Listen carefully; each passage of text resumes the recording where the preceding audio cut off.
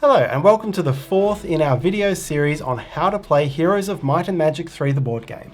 In this video we'll be taking you through town and morale actions. Check out the playlist for the full list of videos. And hello everyone, it's Stella. And Taryn here from Meeple University. Alright, let's go to the classroom. Each player has 3 town actions represented by these tokens. These are build, population, and spells. You'll flip these 3 tokens face up at the beginning of each round. You may use each action once per round, flipping the token over when you do so. And you may do this at any time on your turn or on another player's turn, except during combat. To be clear, this means you can take the action right after combat has been declared, but not once the first steps of combat have been resolved. When you take the build action, you may construct a single building. Choose a building whose name and cost is visible, pay that cost, then take the matching building token and place it into its slot. In the case of these double building tiles, you may end up flipping it over instead. A constructed building is represented by an icon in a circle.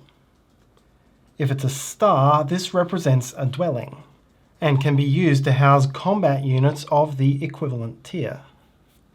For all other buildings, the icons can be seen in this description area down the bottom of your town board. City Hall, Citadel and Mage Guild are common to all factions, although they do slightly different things. Your other 2 buildings will be completely unique to your faction. The second town action is population. When you take this, you can do any of the following steps as many times as you want and can afford, as long as you have the appropriate prerequisite buildings.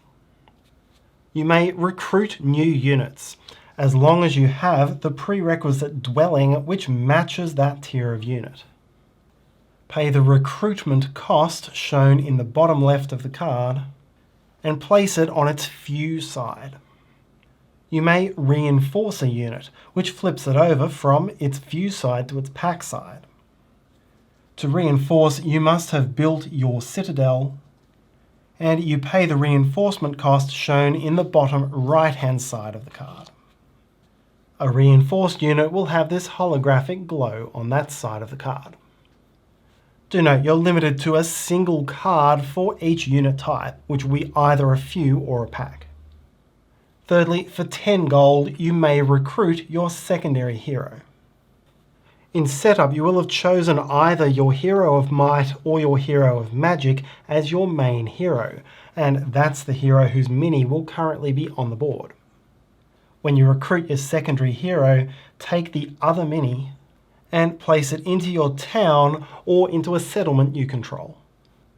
A secondary hero gives you more capacity to take movement actions on your turn, but we'll talk more about that in the coming chapters.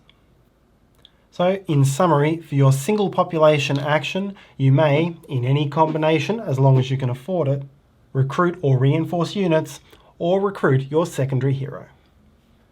The last town action is to purchase spells. You must have constructed your Mage Guild for this to be an option. And on the turn that you construct the Mage Guild, you'll have to automatically flip over your spellbook, because you generally get an immediate reward for building it. As such, the first time you can take this town action is in the next round after constructing your Mage Guild. To take this action, flip your spellbook, pay the indicated amount of gold, and then do a search 2 of the spell deck.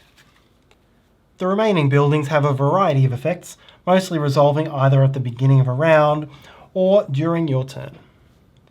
Refer to your town board for the details. Throughout the game, players will be impacted by either positive or negative morale. The exception is the player playing as the Necropolis faction. Since you command the armies of the dead, the powers of morale are already beyond you. The game has a single morale token for each applicable player, and that means you can be in 3 possible states of morale: positive, neutral, or negative. When you gain positive morale, you either go from negative to neutral or from neutral to positive. If you were already positive, then you stay where you were. You may spend this token going back to neutral at any time to do one of 3 morale actions. These are to draw a card from your deck, or to discard any number of cards from your hand and redraw the same number, or to re-roll any die after it's just been rolled.